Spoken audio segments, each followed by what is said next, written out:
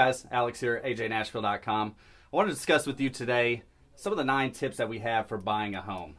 What I'm going to do is go through some things that you should or should not do when you're purchasing a home. This will help keep you in a state where you're qualified, where you don't have to worry about losing your qualification and ultimately losing your home.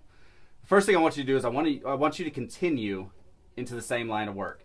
That means no quitting your job, no getting upset with the boss and walking out, no 2 weeks notice, anything like that without discussing it first with myself or my assistant, Jeff. The other thing I want you to do is I want you to maintain your current checking and savings account. So some people get mad at their bank, they switch it, they go to a different bank, maybe there's some better savings account somewhere else. I want you to keep your checking and savings where it's at.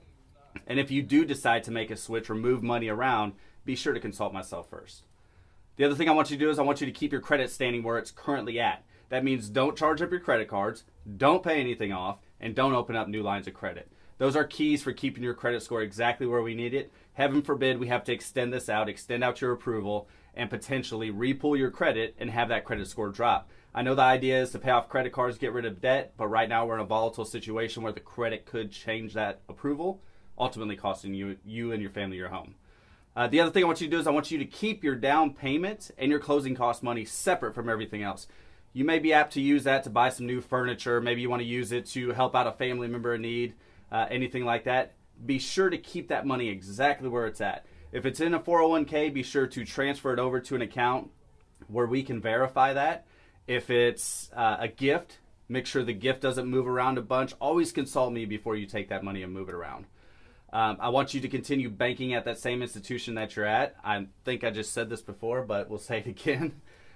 Also, continue to make timely payments on your current obligations. So if we're doing a refinance in a situation, you don't want to not make a payment at the beginning of the month because the refinance is supposed to close before the end of the month. You want to continue to make your monthly obligations, continue to make your monthly payments, even if it's something that you may not feel is due. Continue to send those payments in. If you have furniture that you're buying, here's the thing. I truly believe that if you buy something for a home that isn't quite yours, that something's going to happen to make that home not yours. So the best thing you want to do is you can go look, check everything out, but don't make that purchase until after we close. Then you can go and get the dream furniture, get whatever it is delivered that you want, but wait till after we sign those final documents. Disclose everything financially related to myself or my assistant, Jeff. Now, when I say there's nothing we haven't heard, I promise you there's not a scenario we haven't heard yet. So if you co-sign for a vehicle for somebody and maybe it doesn't report on your credit, let me know. If there's something that isn't on your credit report that should be, that could potentially jeopardize your financial situation, let me know so we can work through this.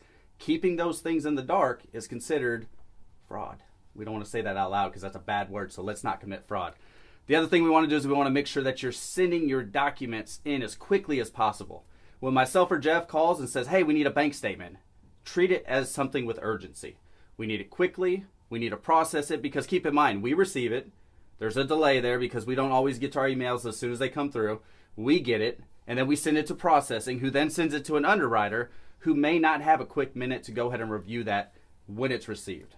Okay? Now, buying a home can be stressful. We want to do everything we can to take the stress out of that purchase. By following these 9 steps, I promise you, it'll be easier than any other transaction you ever done before in your life. Thanks for tuning in. Alex here, ajnashville.com.